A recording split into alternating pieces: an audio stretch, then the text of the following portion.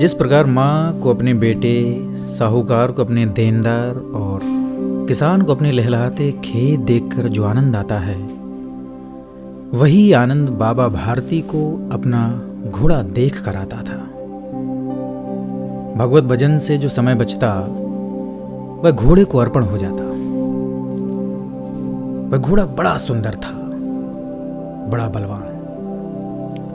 उसके जोड़ का घोड़ा सारे इलाके में न था। बाबा भारती उसे सुल्तान कहकर पुकारते थे।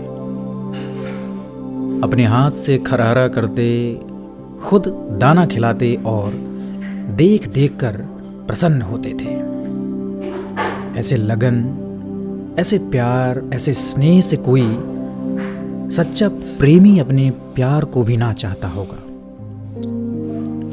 उन्होंने अपना सब कुछ छोड़ दिया था, रुपया, माल, असबाब, जमीन, यहां तक कि उन्हें नागरिक जीवन से भी घृणा थी। अब गांव से बाहर एक छोटे से मंदिर में रहते और भगवान का भजन करते थे। परंतु सुल्तान से बिछुड़ने की वेदना उनके लिए असह्य थी। मैं इसके बिना नहीं रह सकूंगा, उन्हें ऐसी भ्रांति सी हो गई थी। वे उसकी चाल पर लट्टू थे।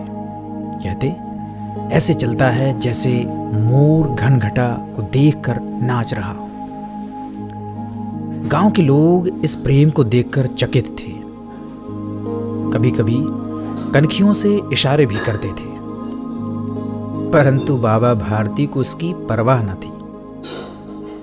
जब तक संध्या समय सुल्तान पर चढ़कर 8-10 मील का चक्कर ना लगा लेते, उन्हें चैन ना आता था।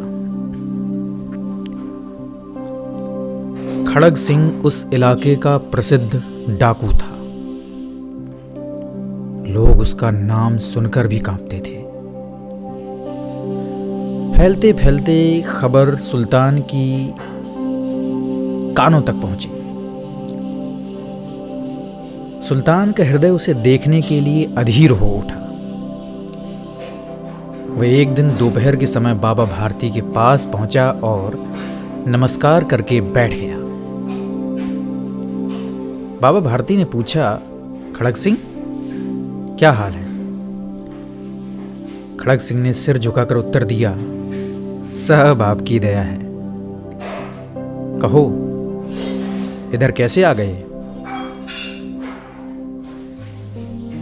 सुल्तान की चाह खींच लाई, प्रभु, विचित्र जानवर है, देखोगे तो प्रसन्न हो जाओगे।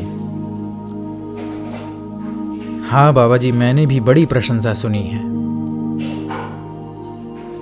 अरे उसकी चाल तो तुम्हारा मन मोह लेगी। बाबा जी कहते हैं देखने में भी बहुत सुंदर है। अरे क्या कहना, जो उसे एक बार देख लेता है उसके हृदय पर उसकी छवि अंकित हो जाती है। बाबा जी, बहुत दिनों से अभिलाषा थी, मगर आज उपस्थित हो सका हूं। कृपया घोड़े के दर्शन करवाइए। बाबा और खड़ग सिंह दोनों अस्तबल में पहुंचे। बाबा ने घोड़ा दिखाया बड़े घमंड से। खड़ग सिंह ने घोड़ा देखा बड़े आश्चर्य से। उसने सैकड़ों घोड़े देखे थे, परंतु ऐसा बांका घोड़ा उसकी आंखों से कभी ना गुजरा था। सोचने लगा, भाग्य की बात है, ऐसा घोड़ा खड़ग सिंह के पास होना चाहिए था। इस साधु को ऐसी चीजों से क्या लाभ? कुछ देर तक आश्चर्य से चुपचाप खड़ा रहा। इसके पश्चात हृदय में हलचल होने लगी। बालकों की सी अधीरता से बोला, परंतु बाबा जी, इसकी चाल ना देखी तो क्या किया? बाबा जी भी मनुष्य ही थे। अपनी वस्तु की प्रशंसा दूसरे के मुख से सुनने के लिए उनका हृदय अधीर हो गया। घोड़े को खोलकर बाहर लाए और उसकी पीठ पर हाथ फेरने लगे। एकाएक उचक्कर सवार हो गए। घोड़ा वायु वेग से उड़ने लगा। उसकी चाल देखकर, उसकी गति देखकर खड़ग सिंह के हृदय पर सांप लूट गया। वह डाकू था। जो वस्तु उसे पसंद आ जाए उस पर अपना अधिकार समझता था। क्योंकि उसके पास बाहुबल था, ढेरों आदमी थे।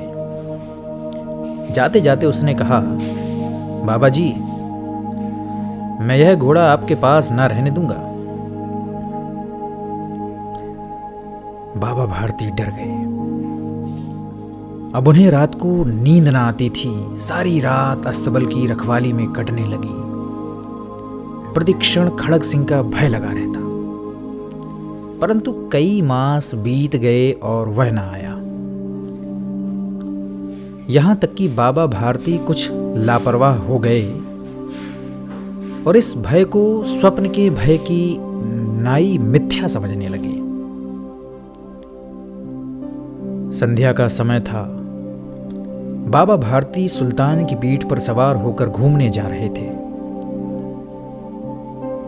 इस समय उनकी आंखों में चमक थी, मुख पर प्रसन्नता। कभी घोड़े के शरीर को देखते, कभी उसके रंग को, और मन में फूले ना समाते थे।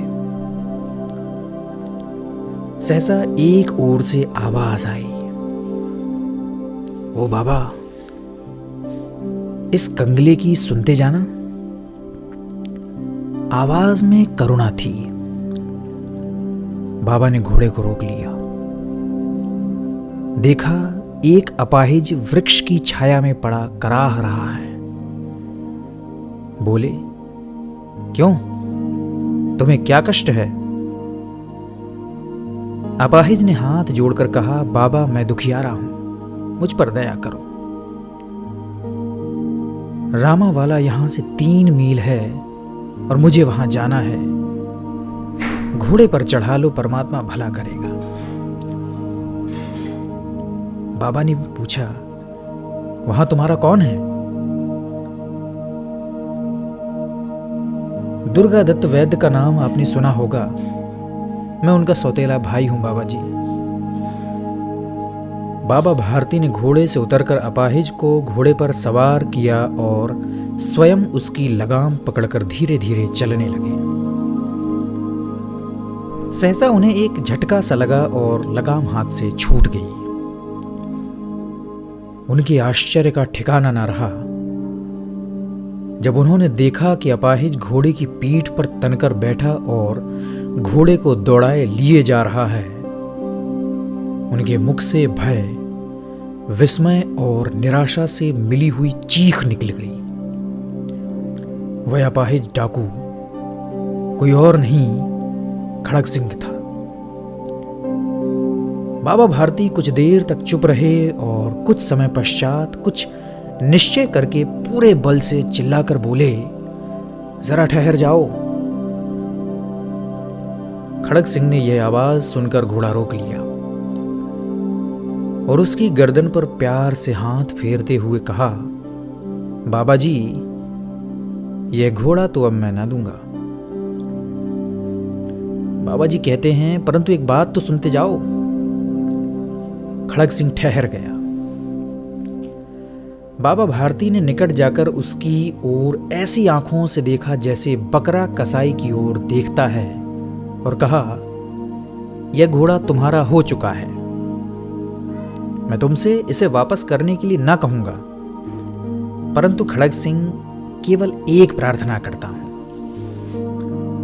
कृपया इसे अस्वीकार ना करना, नहीं तो मेरा दिल टूट जाएगा।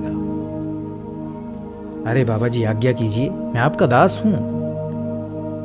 अब जो मांगेंगे मैं वह दूंगा, केवल यह घोड़ा ना दूंगा। अब घोड़े का नाम ना लो, मैं तुमसे इस विषय में कुछ ना कहूंगा। मेरी प्रार्थना केवल यह है कि इस घटना को किसी के सामने प्रकट ना करना। खड़ग सिंह का मुंह आश्चर्य से खुला रह गया। उसका विचार था कि उसे घोड़े को लेकर यहां से भागना पड़ेगा, परंतु बाबा भारती ने स्वयं उसे कहा कि इस घटना को किसी के सामने प्रकट न करना। इससे क्या प्रयोजन सिद्ध हो सकता है? खड़ग सिंह ने बहुत सोचा, बहुत सिर मारा, परंतु कुछ समझ ना सका। हार कर उसने अपनी आंखें बाबा भारती के मुख पर गड़ा दी और पूछा, बाबा जी, इसमें आपको क्या डर है? सुनकर बाबा भारती ने उत्तर दिया, लोगों को यदि इस घटना का पता लग गया तो वो किसी गरीब पर विश्वास ना करेंगे। और यह कहते कहते उन्होंने सुल्तान की ओर से इस तरह मुंह मोड़ लिया जैसे उनका उससे कभी कोई संबंध ही ना रहा हो। बाबा भारती चले गए, परंतु उनके शब्द खड़ग सिंह के कानों में उसी प्रकार गूंज रहे थे। सोचता था, कैसे ऊंचे विचार हैं, कैसा पवित्र भाव है। उन्हें इस घोड़े से प्रेम था। इसे देखकर उनका मुख फूल की नाई खिल जाता था। कहते थे, इसके बिना मैं ना रह सकूंगा। इसकी रखवाली में वे कई रात सोए नहीं, भजन भक्ति ना कर रखवाली करते रहे। परंतु आज उनके मुख पर दुख की रेखा तक ना दिखाई पड़ी। उन्हें केवल यह ख्याल था कि कहीं लोग गरीबों पर विश्वास करना ना छोड़ दें। उन्होंने अपनी निज की हानि को मनुष्यत्व की हानि पर न्योछावर कर दिया। ऐसा मनुष्य नहीं देवता है। रात्रि के अंधकार में खड़ग सिंह बाबा भारती के मंदिर पहुंचा। चारों ओर सन्नाटा था। आकाश पर तारे टिमटिमा रहे थे। थोड़ी दूर पर गांवों के कुत्ते भौंक रहे थे। मंदिर के अंदर कोई शब्द सुनाई ना देता था। खड़ग सिंह सुल्तान की बाग पकड़े हुए था। वह धीरे धीरे अस्तबल के फाटक पर पहुंचा। फाटक किसी वियोगी की आंखों की तरह चौपट खुला था। किसी समय वहां बाबा भारती स्वयं लाठी लेकर पहरा देते थे, परंतु आज उन्हें किसी चोरी, किसी डाके का भय न था। हानि ने उन्हें हानि की तरफ से बेपरवाह कर दिया था। खड़ग सिंह ने आगे बढ़कर सुल्तान को उसके स्थान पर बांध दिया और बाहर निकलकर सावधानी से फाटक बंद कर दिया। इस समय उसकी आंखों में नेकी के आंसू थे।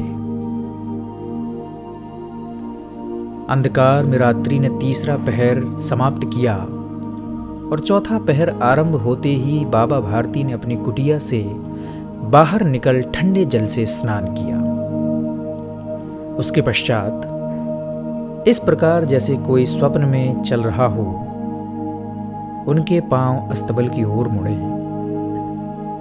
परंतु फाटक पर पहुंचकर उनको अपनी भूल प्रतीत हुई। साथ ही घोर निराशा ने पांवों को मन मन भरकर भारी कर दिया। वे वहीं रुक गए। घोड़े ने स्वाभाविक मेघा से अपने स्वामी के पांवों की चाप को पहचान लिया और जोर से हिनहिनाया। बाबा भारती दौड़ते हुए अंदर घुसे और अपने घोड़े के गले से लिपटकर इस प्रकार रोने लगे जैसे बिछड़ा हुआ पिता चिरकाल के पश्चात पुत्र से मिलकर रोता है। बार बार उसकी पीठ पर हाथ फेरते, बार बार उसके मुंह पर थपकियां देते और कहते थे, अब कोई गरीबों की सहायता से मुंह ना मोड़ेगा। थोड़ी देर के बाद जब वह अस्तबल से बाहर निकले तो उनकी आंखों से आंसू बह रहे थे। ये आंसू उसी भूमि पर ठीक उसी जगह गिर रहे थे जहां बाहर निकलने के बाद खड़ग सिंह खड़ा रोया था। दोनों के आंसुओं का उसी भूमि की मिट्टी पर परस्पर मिलाप हो गया। तो हेलो दोस्तों, मेरा नाम है आनंद सिंह। ये छोटी सी कहानी अगर आपको पसंद आई हो तो लाइक, शेयर और सब्सक्राइब ज़रूर करिएगा। बने रहिए हमारे साथ, देखते रहिए, सुनते रहिए। धन्यवाद।